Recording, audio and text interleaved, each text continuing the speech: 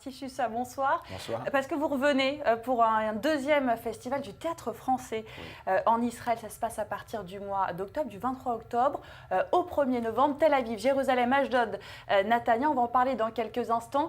Alors vous êtes à l'origine de ce festival et il y a de belles têtes d'affiche encore cette année. Deux d'entre elles ont choisi de nous laisser un message. Regardez. Bonjour, je suis très heureux d'apprendre que ma pièce fera l'ouverture de la deuxième édition du Festival du théâtre français en Israël. Pourvu qu'il soit heureux. J'en suis bien heureux de revenir justement. J'étais là à la première édition en tant que visiteur. Là au moins, j'aurai une vraie et bonne occasion de revenir, ne serait-ce que pour y voir Francis Huster et Fanny Cotenson jouer ma pièce en ouverture du festival. On avait promis de revenir, on revient pour le deuxième Festival du théâtre français. Et Steve Suissa, qui a réussi ce coup de maître incroyable de venir faire ici en Israël un festival à l'image d'Avignon au début avec Jean Villard, venir ici interpréter les pièces qui font des cartons à Paris. Et parmi ces pièces-là, cette année, pour le second festival du théâtre français en Israël, j'aurai la chance de venir vous retrouver. Voilà, Laurent Ruquier, Francis Huster, il y aura également Richard Berry, Patrick Timsit, pour ne citer que. C'est encore une belle affiche. Deuxième édition, vous êtes fiers? Très. Je suis très heureux d'être là. Je suis très heureux de faire ce festival. Je suis très heureux que pour les 70 ans d'Israël, nous puissions amener une telle galerie d'acteurs, une telle galerie de spectacles qui ont tous le même thème, la transmission. Certains de ces spectacles, comme le livre de ma mère qui va faire 4 villes et qui est étudié à l'école, ou Les Chatouilles d'Andréa Bescon, qui fut un des plus grands succès français du théâtre, vont être sous-titrés en hébreu pour les spectateurs israéliens, pour mélanger tous ces francophones aux Israéliens. Donc c'est encore un pas. Ils sont sensibles au théâtre français, les Israéliens? Très. Quand vous savez que 3 842 000 Israéliens vont au théâtre par an, c'est magnifique, personne ne sait ça. Et pourtant, c'est 40% de la population, il y a très peu de pays où ça se passe comme ça.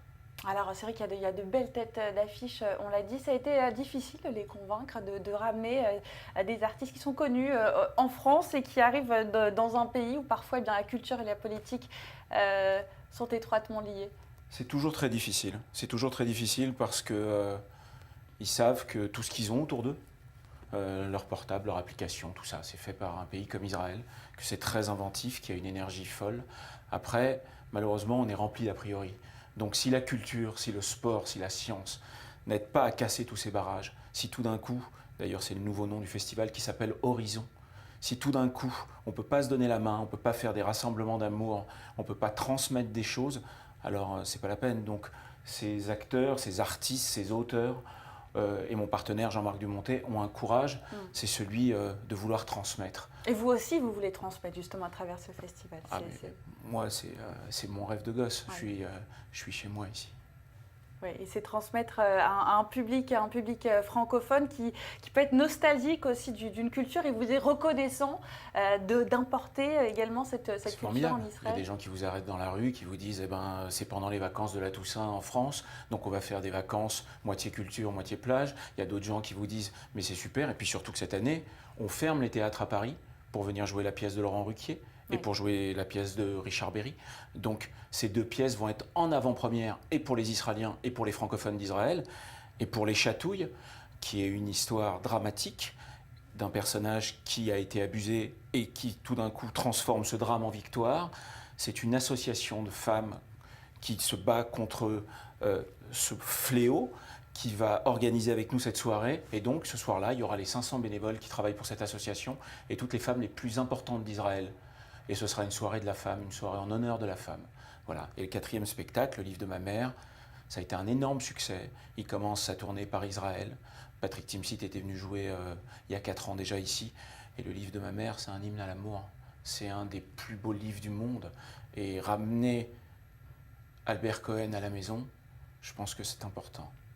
Oui, c'est en tout cas une belle. C'est toujours ce fil de la transmission et ça rejoint peut-être votre prochain projet à la rentrée parce que vous avez également une belle rentrée. Vous allez reprendre une émission, la transmission. Vous allez produire une émission, la transmission justement est au cœur du projet. J'ai la chance que le ministre de l'Intérieur français, le grand rabbin de France, le président du consistoire et le président m'aient demandé à l'unanimité de reprendre la place de Josie Eisenberg. ce en quoi voilà, je fais un nouveau concept d'émission qui s'appelle à l'origine Bereshit, et je vais expliquer ce que sont tous les symboles, je vais mettre le parallèle du judaïsme avec toutes les thématiques possibles, et voilà. On vous suivra en tout cas, et on n'oublie pas ce festival à partir du mois d'octobre, deuxième édition du Festival du Théâtre Français. Vous en êtes à l'origine. Merci d'avoir été à l'invité du Grand Live.